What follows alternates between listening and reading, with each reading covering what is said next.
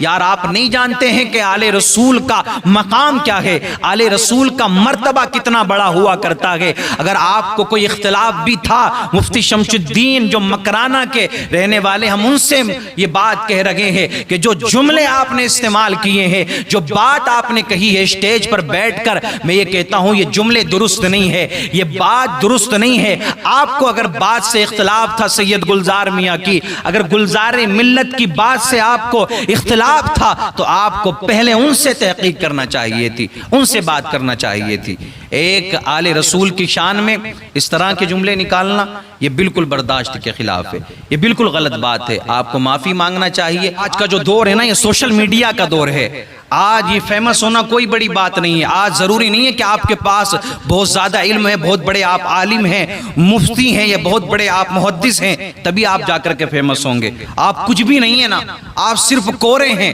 کچھ نہیں ہے آپ، بس چرب زبانی آپ کے پاس ہے، ٹھیک ہے نا۔ جو بھی منہ میں آتا ہے آپ بکتے ہیں اور آپ کی ویڈیو آ جاتی ہے یوٹیوب پر، فیس بک پر، پھر ہماری بھولی بھالی عوام ایسے لوگوں کو بڑھاوا دیتی ہے، پھر اپنے گاؤں میں، اپنی بستیوں میں ایسے لوگوں کو بلاتی ہے اور انہیں موٹے نذرانے دینے کے بعد میں ان کو 7ویں آسمان تک پہنچا دیتی ہے۔ اتنا اوپر ان کو چڑھا دیا جاتا ہے، بس ایک ویڈیو کسی کی وائرل ہو جائے۔ ضروری نہیں، میں نے کہا نا، بہت ایسا نہیں ہے کہ مستند عالم ہیں آپ، بہت زیادہ ڈگریاں آپ کے پاس میں، بہت بڑے عالم ہیں آپ، بہت بڑے مفتی ہیں، تبھی کہیں جا کر کے آپ کو کوئی منصب ملے گا، کوئی مقام ملے گا، کوئی مرتبہ ملے گا۔ یہ دور حاضر کی بات ہے، یہ اس دور کی بات ہے جب آپ کچھ بھی بکنے والوں کو اسٹیجوں پر بٹھاؤ گے، آپ بغیر علم والوں کو اسٹیجوں پر بٹھاؤ گے، آپ کم علم والوں کو اسٹیجوں پر بٹھاؤ گے، تو حالات یہی ہوں گے جو آج یہ ہوتے ہوئے نظر آ رہے ہیں۔ مجھے بتاؤ میرے عزیزو، سید گلزار میاں صاحب کہ جنہوں نے کوئی بات کہی کہ جو صرف ایک آدھی ویڈیو ڈال کر کے، شاید آدھی ویڈیو ڈال کر کے آگے پیچھے کاٹا اور آدھی ویڈیو وہ ڈالی اور وہ وائرل ہو گئی بہت زیادہ۔ اس میں آپ نے یہ کہا کہ کربلا کے اندر بھی اور جو دیگر جنگیں ہوئی ہیں، جو شہید ہوئے، وہ سارے شہید بھی مسلک اعلی حضرت کے ماننے والے تھے، یا کربلا کے اندر بھی مسلک اعلی حضرت کے ہی ماننے والے تھے، مسلک اعلی حضرت پر ہی چلنے والے تھے۔ بہرحال یہ بات ہے اس ویڈیو کے اندر، لیکن آگے پیچھے کا کاٹا گیا ہے۔ میں یہ کہتا ہوں سید گلزار میرے عزیزو، جو آل رسول ہیں، جو سید ہیں، اگر مفتی شمس الدین صاحب کو کوئی اختلاف بھی تھا، کوئی بات کہنا بھی تھی، ٹھیک ہے نا، تو پہلے بات کر لی جاتی سید صاحب سے، حضور گلزار ملت سے پہلے بات کر لی جاتی،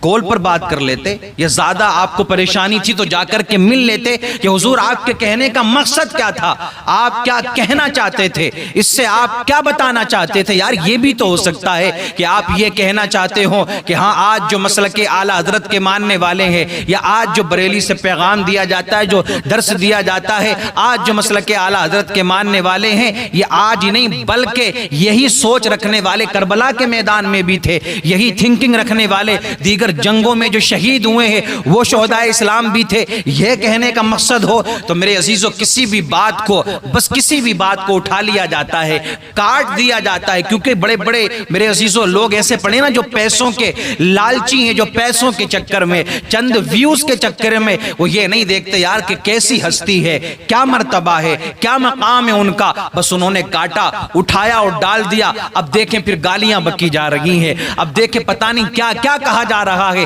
یار آپ نہیں جانتے ہیں کہ آل رسول کا مقام کیا ہے، آل رسول کا مرتبہ کتنا بڑا ہوا کرتا ہے۔ اگر آپ کو کوئی اختلاف بھی تھا، مفتی شمس الدین جو مکرانہ کے رہنے والے، ہم ان سے یہ بات کہہ رہے ہیں کہ جو جملے آپ نے استعمال کیے ہیں، جو بات آپ نے کہی ہے اسٹیج پر بیٹھ کر، میں یہ کہتا ہوں یہ جملے درست نہیں ہے، یہ بات درست نہیں ہے۔ آپ کو اگر بات سے اختلاف تھا سید گلزار میاں کی، اگر گلزار ملت کی بات سے آپ کو اختلاف تھا تو آپ کو پہلے ان سے تحقیق کرنا چاہیے تھی، ان سے بات کرنا چاہیے تھی۔ ایک آل رسول کی شان میں اس طرح کے جملے نکالنا یہ بالکل برداشت کے خلاف ہے، یہ بالکل غلط بات ہے۔ آپ کو معافی مانگنا چاہیے، اگر کوئی اختلاف ہے تو آپ جا کر کے بات کریں۔ تو یار میں یہی تو بتانا چاہتا ہوں کہ ہر کسی کو اپنے جلسوں میں نہ بلاؤ، ہر کسی کو اسٹیج پر نہ بٹھا دو۔ اب دور تو یہی ہے، یہی دور چل رہا ہے، کیونکہ میرے عزیزو، آپ دیکھ رہے ہیں ایک ماحول ایسا تھا، ایک وقت ایسا تھا کہ اگر بستی میں جلسہ ہونا ہے، گاؤں میں جلسہ ہونا ہے یا شہر میں جلسہ ہونا ہے تو جو نوجوان ہوا کرتے ہیں، جو بستی والے ہوا کرتے تھے، وہ کسی عالم کے پاس جاتے تھے۔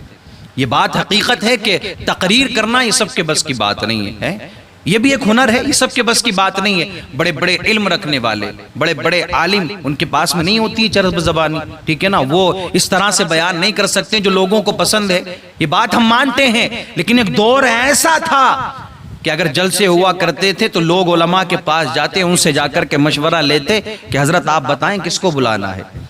کون ایسا ہے جو بہترین عالم ہے، جو ہماری اصلاح کر سکے، جو قوم کو کچھ اچھا پیغام دے کر کے چلا جائے۔ ایک وقت ایسا تھا کہ شاعر کو بھی اگر بلانا ہے، نعت خواں کو اگر بلانا ہے تو کسی جانکار سے مشورہ لیا جاتا تھا، کسی اچھے سے مشورہ لیا جاتا تھا، کسی پہچان والے سے مشورہ لیا جاتا تھا، کیونکہ ایک عالم ہی عالم کو پہچان سکتا ہے، ایک عالم ہی عالم کی پہچان کر سکتا ہے۔ لیکن آج کیا دور ہے، آج یہ عوام، ہماری بھولی بھالی عوام کسی سے کچھ نہیں پوچھ رہی ہے، نہ کسی عالم سے ان کا کوئی رابطہ ہے، نہ کسی مولوی سے ان کا کوئی رابطہ ہے۔ بس انہوں نے یوٹیوب نکالا، وہاں سرچ کیا کہ کون اچھا تیز تیز بول رہا ہے، کون فرراٹے دار بول رہا ہے، کون کس طرح سے لہرا رہا ہے، ان ساری باتوں کو دیکھا، نمبر سب کے ہیں ویڈیو کے نیچے، نمبر لگایا اور تاریخ لے لی۔